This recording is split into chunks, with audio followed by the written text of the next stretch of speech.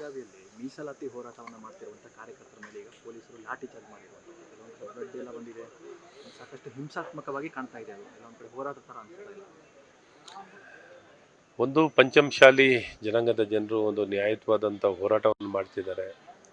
ಇದು ಘರ್ಷಣೆಗೆ ತಿರುಗಿರುವಂಥದ್ದು, ಲಾಠಿ ಪ್ರಹಾರ ಆಗಿರುವಂಥದ್ದು ನಿಜಕ್ಕೂ ಖಂಡನೀಯ. ಒಂದು ಅಮಾಯಕವಾಗಿರುವಂಥ ಒಂದು ಪ್ರತಿಭಟನೆಗಾರರು ಶಾಂತಿಯುತವಾಗಿ ಮಾಡ್ತಿರೋ ಇದನ್ನು ಸಮಾಧಾನ ಮಾಡಿ ಶಾಂತಿಯುತವಾಗಿ ಏನಾರ ನಿರ್ವಹಣೆ ಮಾಡೋವಂಥದ್ದು, ನಿಭಾಯಿಸುವಂಥದ್ದು ಆಗಬೇಕಿತ್ತು. ಈ ರೀತಿ ಪ್ರತಿಭಟನೆಗಾರರ ಮೇಲೆ ಲಾಠಿ ಪ್ರಹಾರ ಆಗಿರುವಂಥದ್ದು ಸಂಪೂರ್ಣವಾಗಿ ಖಂಡಿಸ್ತೀವಿ ಅಂತ ಭಾಳ ಸ್ಪಷ್ಟವಾಗಿ ಹೇಳಕ್ಕೆ ಸರ್ಕಾರ ಈ ರೀತಿ ಇನ್ನೂ ಹೆಚ್ಚಿನ ರೀತಿಯಾದಂಥ ನಿಗಾ ವಹಿಸಬೇಕಿತ್ತು. ಯಾಕೆಂದರೆ 3 ಜನ ಸರ್ಕಾರದ ಮಂತ್ರಿಗಳು ಪ್ರತಿನಿಧಿಗಳು ಹೋದಾಗ ಭಾಳ ಸ್ಪಷ್ಟವಾಗಿ ಸಂಬಂಧಪಟ್ಟ ಸಂಘಟನೆಗಾರರ ಜೊತೆ ಇನ್ನೂ ಸ್ಪಷ್ಟವಾಗಿ ಅವ್ರಿಗೆ ಮಾತಾಡಿಸಿ ಅಲ್ಲಿ ಶಾಂತಿಯುತವಾಗಿ ಅಷ್ಟಕ್ಕೆ ಸೀಮಿತಗೊಳಿಸ್ಲಿಕ್ಕೆ ಅವ್ರಿಗೆ ವಿಶ್ವಾಸಕ್ಕೆ ತಗೋಬೇಕಿತ್ತು.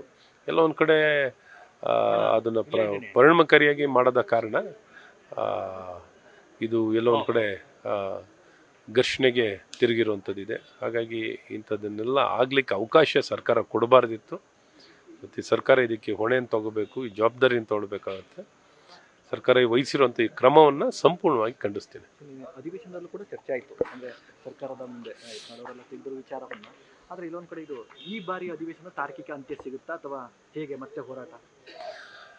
ಖಂಡಿತ ಇದು ಸತತವಾಗಿ ಸರ್ಕಾರಕ್ಕೆ ವಿಶ್ವಾಸ ತಗೊಂಡು ಅವ್ರು ನ್ಯಾಯಯುತವಾದ ಬೇಡಿಕೆ ಇಡೋರವ್ರಿಗೂ ಸಂಬಂಧಪಟ್ಟ ವರ್ಗದ ಜನರು ಪಂಚಮಶಾಲಿಯವರು ಹೋರಾಟವನ್ನು ಮಾಡ್ತಿದ್ದಾರೆ. ಅವ್ರಿಗೆ ನ್ಯಾಯಯುತವಾದಂಥ ರಿಸರ್ವೇಷನ್ ಬೇಕು, ಎಲ್ಲೋ ಒಂದು ಕಡೆ ನಮ್ಮ ಹಿಂದುಳಿದಿದ್ದೀವಿ ಅನ್ನೋಂಥ ಒತ್ತಾಯವನ್ನು ಇವತ್ತು ಸರ್ಕಾರದ ಮೇಲೆ ಮಾಡ್ತಿದ್ದಾರೆ. ಹಾಗಾಗಿ ಸರ್ಕಾರ ಇದನ್ನು ಒಂದು